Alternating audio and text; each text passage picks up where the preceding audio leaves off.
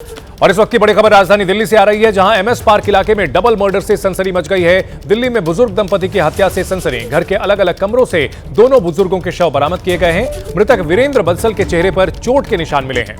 मौके से एफएसएल की टीम ने साक्ष्य जुटाए हैं। पुलिस हर एंगल से जांच कर रही है। लूट के एंगल से भी जांच कर रही है पुलिस। तो दिल्ली में डबल मर्डर से हड़कंप मचा हुआ है। एक बुजुर्ग दंपति की घर पर ही बेरहमी से हत्या कर दी गई। घटना की सूचना मिलते ही पुलिस मौके पर पहुंची, जांच शुरू कर दी गई।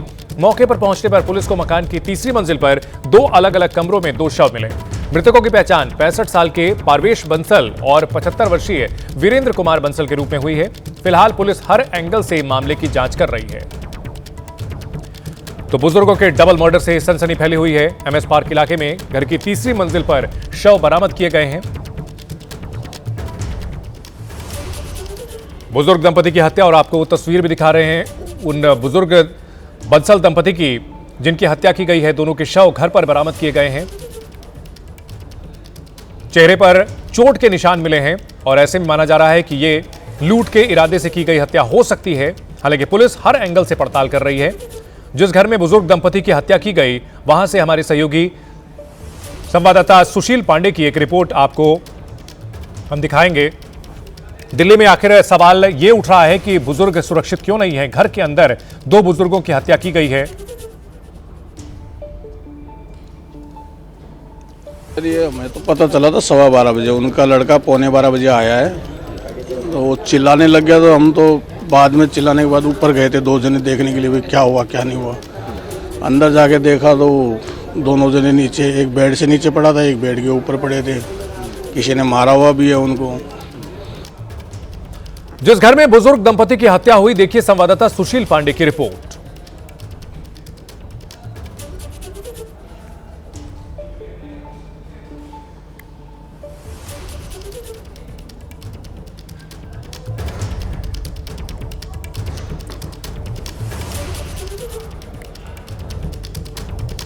तो बुजुर्ग दंपति की हत्या की गई है और इस मामले की पड़ताल की जा रही है। डबल मर्डर से इलाके में सनसनी फैली हुई है। लोग बड़ी संख्या में यहां पहुंचे। पुलिस हर एंगल से मामले की पड़ताल कर रही है। लूट का एक एंगल भी संभावित हो सकता है। इस पूरे मामले पर पुलिस का बयान भी आपको सुनाते हैं। सुबह 12:40 पर कॉल मिली थी। माँ बाप इसमें बेहोशी की हालत में पड़े। उसको लगता है कि शायद उनकी डेथ हो गई है। जब हमारी टीम्स यहाँ पहुँची तो उन लोग ने पाया कि ये बेहोशी की हालत में पड़े हुए हैं। इनको तुरंत हॉस्पिटल शिफ्ट किया तो वहाँ पता चला कि इनकी मौत ऑलरेडी हो चुकी है। तो अब हमारी टीम्स हर एंगल से इसकी जांच कर रही है। हमारी जांच जो है हर तरीके से चल रही है। कोई भी एंगल को हमने छोड़ा नहीं है। हर एंगल से हम इसकी जांच कर रहे हैं। जैसे ही हमको इसमें और इन्फॉर्मेशन होगी या हमारी जो इन्वेस्टिगेशन है और पुख्ता होगी, आप लोगों के साथ शेयर करेंगे।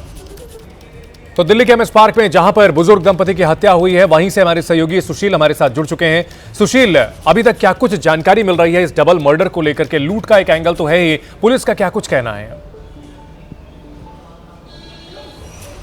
जी देखिए, पुलिस इस पूरे मामले में पुलिस को जानकारी 12:30 बजे रात में दी गई और ये पुलिस को जानकारी जो है वो वीरेंद्र कुमार बंसल के जो बेटे हैं उन्होंने ही दी है।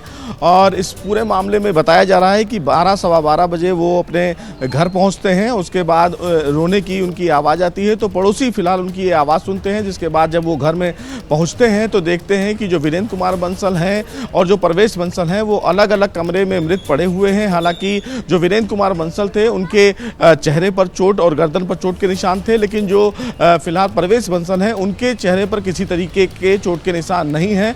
फिलहाल दिल्ली पुलिस इस पूरे मामले में इन्वेस्टिगेशन कर रही है। लेकिन दिल्ली पुलिस की तरफ से जो बात कही गई उसमें सबसे बड़ी बात यह है कि इस घर में फ्रेंडली एंट्री थी, यानी कि कोई फोर्सफुली एंट्री नहीं थी। यानी कि अगर मैं आपको घर दिखाऊं, पूरी बिल्डिंग दिखाऊं, तो देखिए इसमें जो गेट लगा हुआ है, इस गेट में जो सेंट्रलाइज्ड लॉक है, उस लॉक के मुताबिक यानी कि जब कोई व्यक्ति बेल बजाता है तो उसी फ्लोर का व्यक्ति बिना अंदर के बटन दबाए कोई भी बाहर का शख्स अंदर नहीं जा सकता है। और पुलिस फिलहाल इस पूरे मामले पे अब इन्वेस्टिगेशन कर रही है।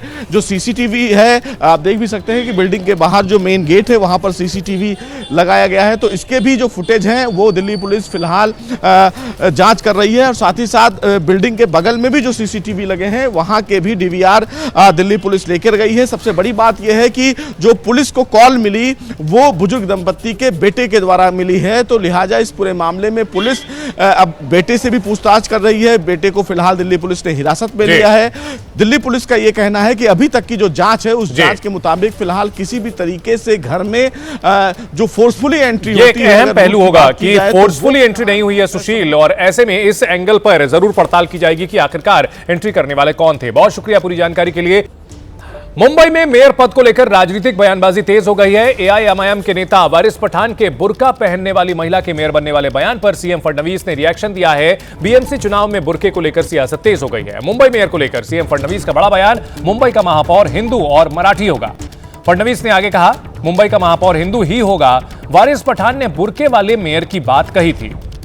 तो बीएमसी चुनाव को लेकर के सभी राजनीतिक पार्टियां अपने अपने मुद्दे उठा रही हैं। एआईएमआईएम जो कि महाराष्ट्र में लगातार पिछले कुछ चुनाव में अपनी पैठ बढ़ाती रही है, बीएमसी इलेक्शन में भी अपने जनाधार को मजबूत करने की कवायद के तहत उसने दावा किया था कि बीएमसी में इंशाल्लाह कोई बुर्के वाली मेयर बन सकती है, इसमें कोई पठान कोई कुरैशी भी मेयर बन सकता है। और इस पर बीजेपी की ओर से रिएक्शन दिया गया है और कहा गया है कि मुंबई का महापौर हिंदू और मराठी होगा। एमआईएम के नेता वारिस पठान का जो यह बयान था, इस पर पलटवार किया है सीएम देवेंद्र फडणवीस ने। यहां मुकाबला जबरदस्त होने वाला है क्योंकि एक और बीजेपी है, उसके साथ शिवसेना है, शिंदे गुट है, दूसरी ओर उद्धव ठाकरे और राज ठाकरे इस बार एक साथ हैं। वहीं जो दूसरी पार्टियां हैं वो भी मुकाबले को त्रिकोणीय बनाने के लिए पूरी ताकत झोंक रही हैं। कांग्रेस भी मुकाबले में उतरी हुई है, वहीं एमआईएम और समाजवादी पार्टी भी बीएमसी के मुकाबले में। और मुंबई का मेयर महायुति का होगा, हिंदू होगा, मराठी होगा, देवेंद्र फडणवीस ने यह कहा है।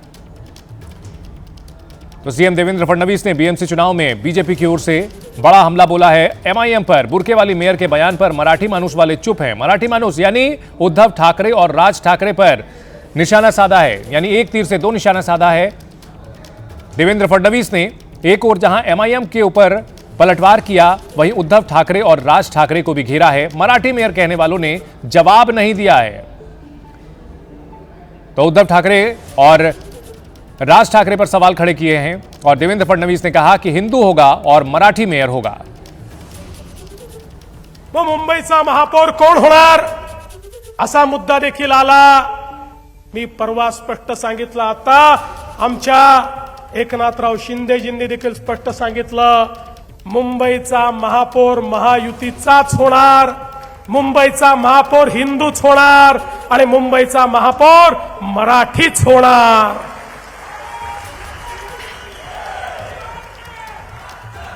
पण परवा वारिस पठान बोलून गेले, मुंबई में बुरखे वाली मेयर बनेगी। आम्हाला वाटलं आता मराठी माणसाबद्दल बोलणारे तुटून पडतील, पण मला समजलंच नाही। अचानक भोंग्याचे सेल डाऊन झाले। सकाळचा भोंगा बोलेनाच, विचारलं तर तोंडातनं शब्दच निघेना। एक जण यांच्यातला बोलायला तयार नाही, हे त्याचं उत्तर देण्याकरता देखील तयार नाही। आता आम्हालाच त्यांना चार्ज करावं लागेल, तर कदाचित या भोंग्यातनं आवाज निघतील। आणि म्हणून त्यांच्या छातीवर उभं राहून सांगतो, या ठिकाणी महापौर हिंदूच बनेल, या ठिकाणी महापौर मराठीच बनेल। दरअसल एमआईएम के नेता वारिस पठान ने कहा था कि मराठी ही क्यों, खान, पठान, अंसारी या शेख क्यों नहीं मेयर बन सकता। आने वाले समय में बुर्के वाली या मुस्लिम नाम वाले भी मेयर पद संभाल सकते हैं। वारिस पठान ने क्या कहा था वो बयान भी आपको सुनाते हैं। का ऐसा बोलना है कि आई लव महादेव बोलने वाला ही मेयर बनेगा मुंबई का, तो मैं तो संविधान का पालन करने वाला आदमी हूं। तो मैं तो यही बोलूंगा ना कि अगर वो बन सकता है तो आई लव मोहम्मद सल्लल्लाहु अलैहि वसल्लम बोलने वाला क्यों नहीं बन सकता? क्यों कोई खान, पठान, शेख, अंसारी, कुरैशी, सैयद क्यों नहीं बन सकता मेयर?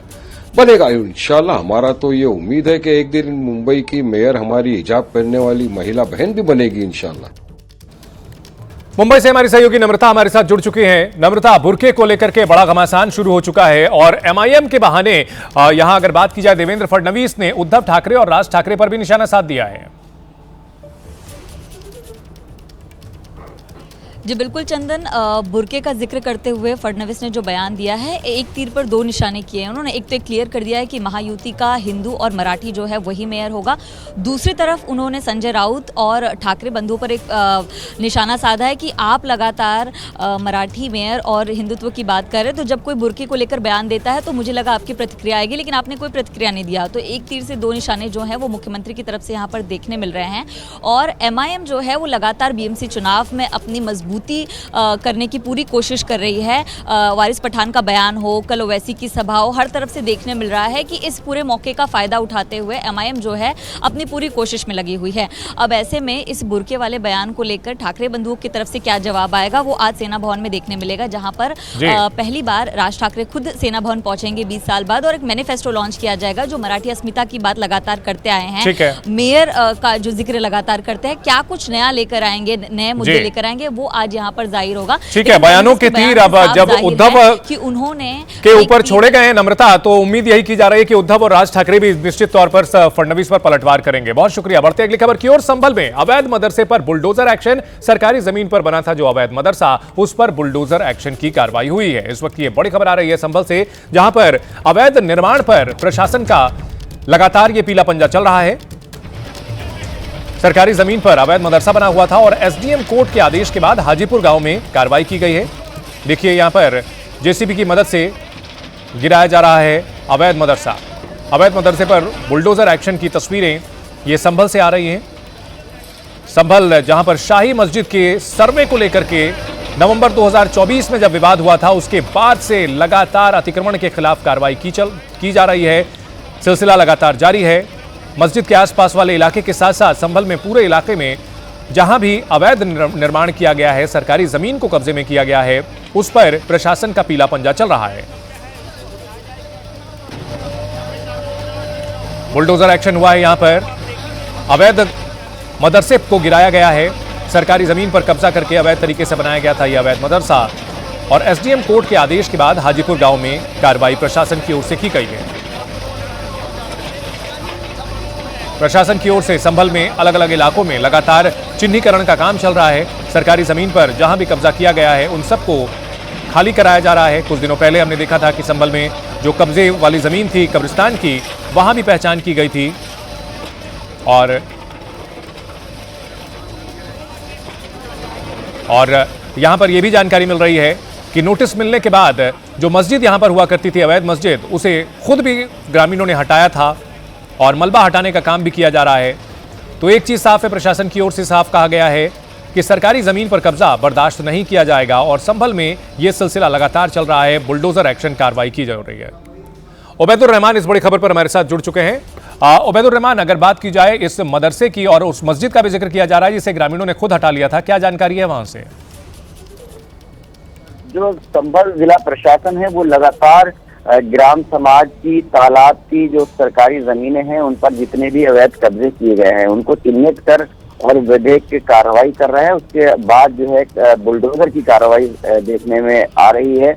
जो मस्जिद हटाई है ग्रामीणों ने, ये मस्जिद जो है तालाब की भूमि पर बनी हुई थी, अवैध रूप से बनाई गई थी, और उसका जो मुकदमा है वो SDM संभल के यहाँ अदालत में चला, और अदालत से आदेश होने के बाद उसको डेमोलिश करने के आदेश हुए। उसके बाद आज प्रशासन को हटाना था, लेकिन देर रात ही जो ग्रामीणों ने उस अवैध निर्माण को खुद ही हटा लिया। उसके बाद जो जिला प्रशासन की टीम पहुंची है। अब एक ये मदरसा है हाजीपुर गांव में, जहां पर जो सरकारी जमीन है उस पर अवैध कब्जा करके जो है वो बनाया गया है, उसको जो है बुलडोजर से हटाया जा रहा है।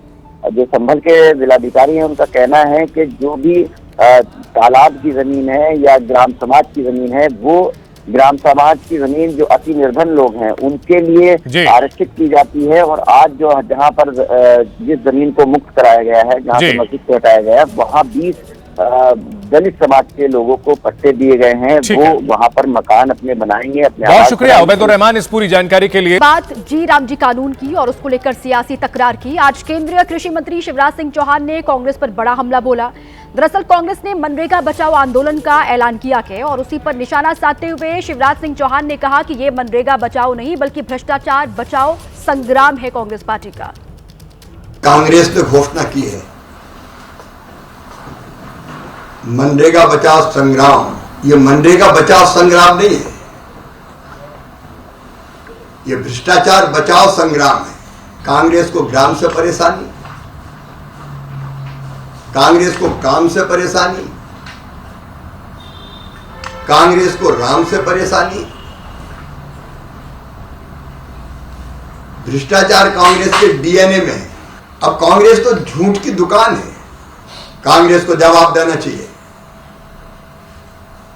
इतनी महत्वपूर्ण योजना पर चर्चा अगर थी तो नेता प्रतिपक्ष कहां थे?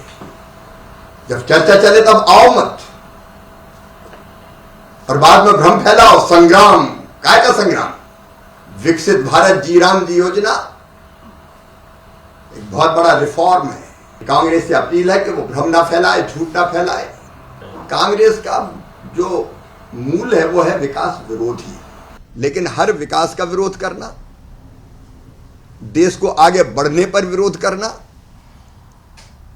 ये कांग्रेस का स्वभाव बन गया है।